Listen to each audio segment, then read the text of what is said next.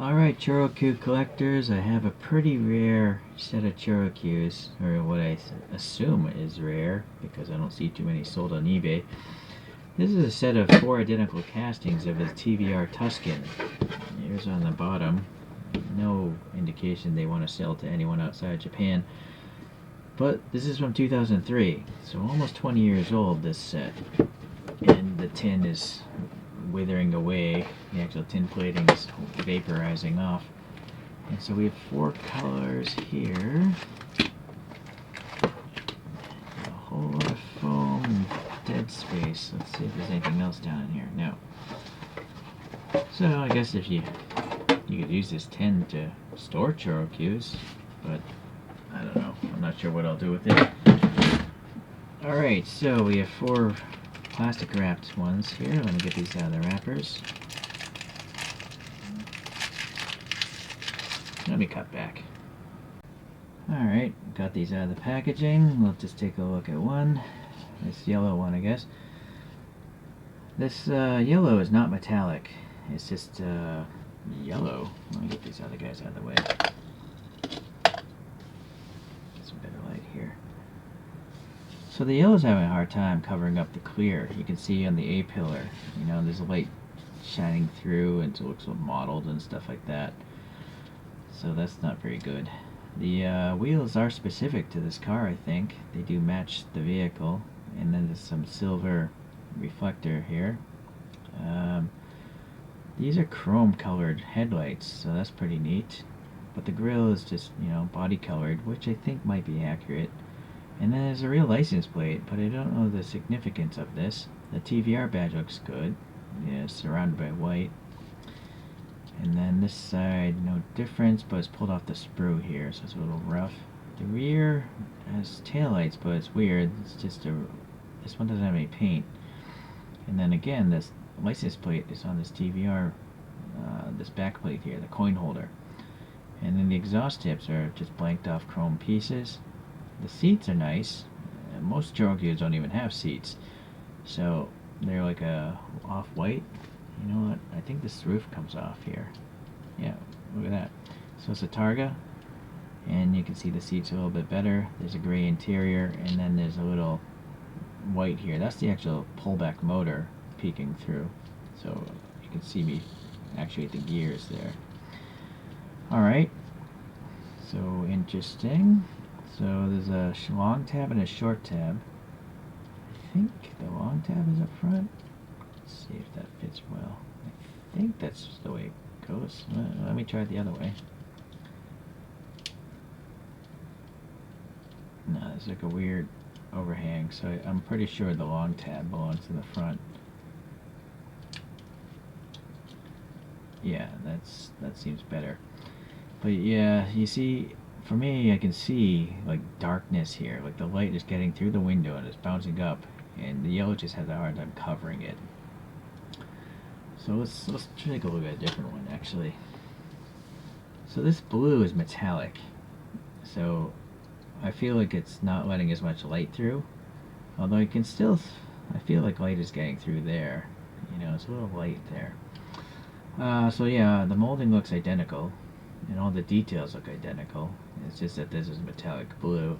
Oh, well, so it's yellow markers back here. That's why we couldn't see them on the first car. And then we didn't look at the bottom. HG, high grade maybe, and I think that should say 03. Yeah, so I think that matches the tin. And on the back side is a production dial. Standard construction, screw, and a tab there. The chrome pieces, the chrome exhausts are a different piece here. They're actually going up beyond this.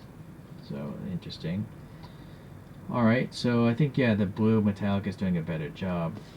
I'm now noticing, I think that's actually a tiny little vent there, so that's pretty cool. Let's compare it to the photos, since these are kind of a blue photo shift car here. I think TVR was the first production car to have a photo shift paint job.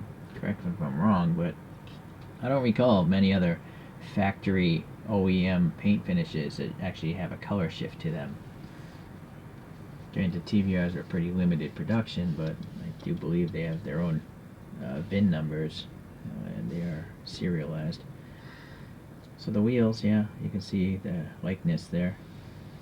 And then those lights. There's actually supposed to be 3 lights, but you got this giant coin holder blocking it. But I like that this Choro has chrome exhaust tips like those chrome on the real one. Alright, let's get back to the last 2 colors.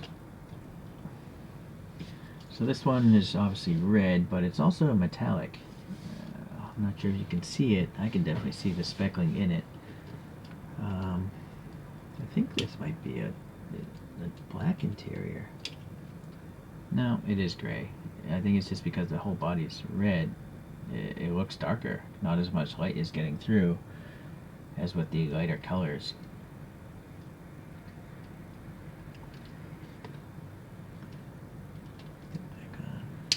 Okay, snaps in. I am noticing on this red one, at a certain angle, right here, I see a bunch of crack lines.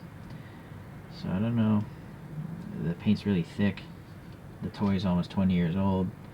A lot of heat expansion, probably wherever this thing was stored, and that may have cracked the paint. I also feel like maybe there's not enough paint down here. It looks like it's silver down here. So I almost think that this actual car is painted silver first. First I think it's a clear body, then painted silver, and then like a candy clear coat on top of it. That's what I'm guessing. Alright, so pretty nice. You'll notice also really thin panel lines here for the trunk. It's a little weird that there's no black paint for the rear window molding, but there is on the side in the windshield. And yeah, those vents again. Alright, so that's I'm not sure if I like it more or less than the blue one. Looks like there's some sort of scratching, or maybe it got stuck to those plastic wrappers after 2 decades.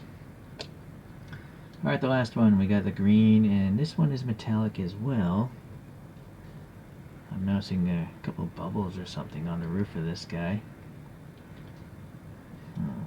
Same license plates numbers on all 4 of them. Yeah, alright. I think I like this green one the most. It seems to be, well, the most obnoxious color, and then it doesn't have the paint defects. I don't see any of that cracking like on the red one. These, I guess those are defects though, but less so. I think the blue one actually is probably the best paint, but it's still letting some light through. Let's get these up on this spin thing here.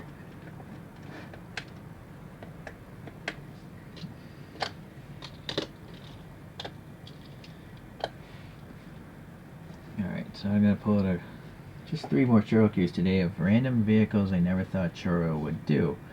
This first one is an Alfa Zagato. And this next one is an Autobox car. It's an ASL Garaya. So Autobox is a Japanese parts store, like a car parts store, kind of like a Pep Boys or an AutoZone. But they apparently made this car, so I thought that was interesting. And then this last one, and perhaps one of the ugliest cars ever, is the Mitsuoka Orochi. I'm not sure if I'm pronouncing that correct. And I swapped over some Hot Wheels on that one, so that's why it's lowered and the way it is.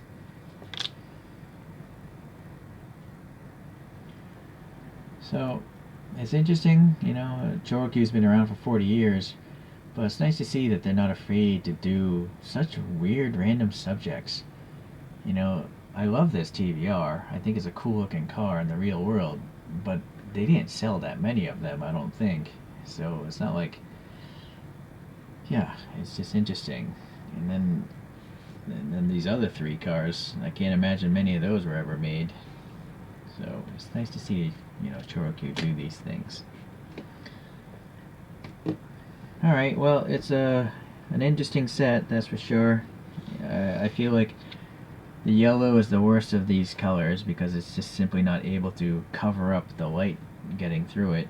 The blue is actually, in this case, the nicest paint finish. It's just that I think a lot of light, well, more light is getting through this one than the other two. I like the green the most, but I do think if the red one was more perfect, it would be the best color to go with. I'm now noticing some splotchiness to the red here, so it's too bad. Alright, well, I appreciate you guys watching today, and I'll see you in the next ChoroQ video. Bye now.